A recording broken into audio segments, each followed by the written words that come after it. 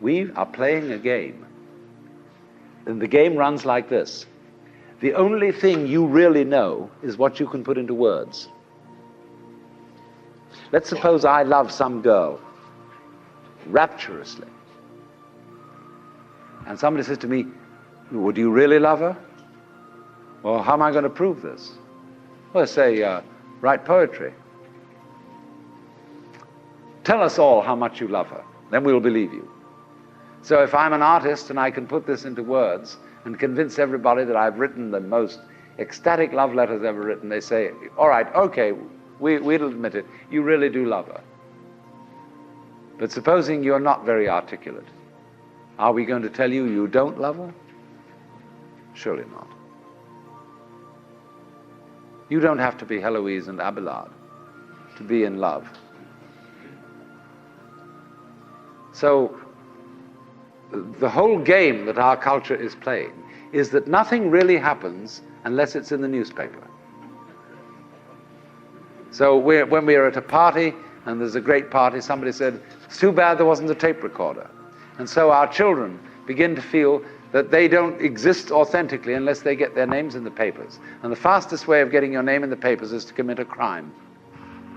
And then you'll be photographed, then you'll appear in court, then everybody will notice you. It really happened if it was recorded. In other words, if you shout and there doesn't come back an echo, it didn't happen. Well, that's a real hang-up. It's true, there's fun with echoes. We all like singing in the bathtub because there's more resonance there. And when we play a musical instrument like a violin or a cello, it has a sounding box because that gives resonance to the sound.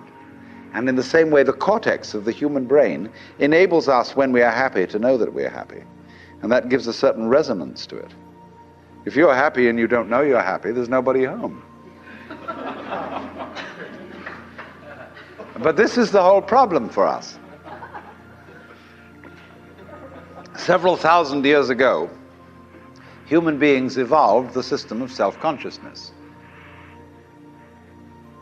And they knew. There was a young man who said, though, "It seems that I know that I know. What I would like to see is the eye that knows me when I know that I know that I know."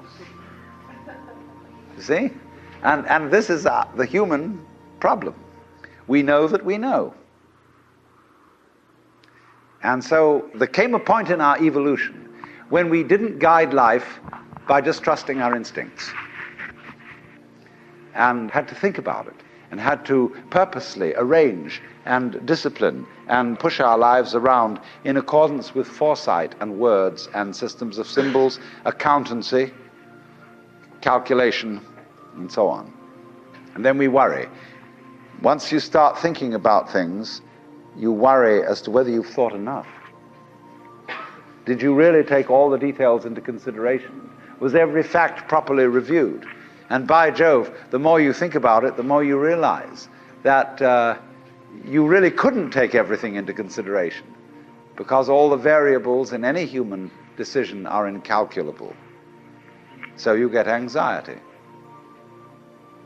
And this, though, also, this is the price you pay for knowing that you know, for being able to think about thinking, to feel about feeling. And so you're in this funny position. Now then, do you see that this is simultaneously an advantage and a terrible disadvantage? What has happened here is that by having a certain kind of consciousness,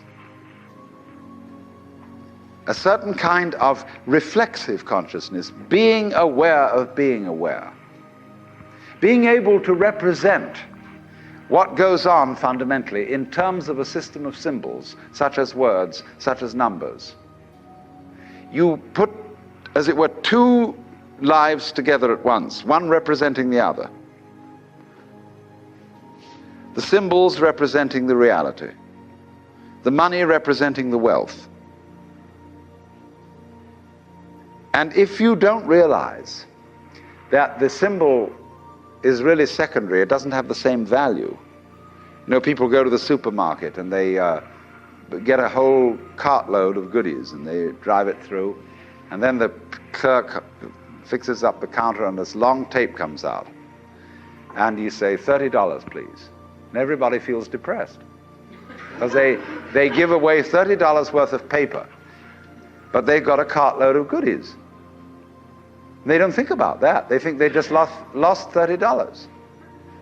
But you've got the real wealth in the cart. All you parted with was the paper.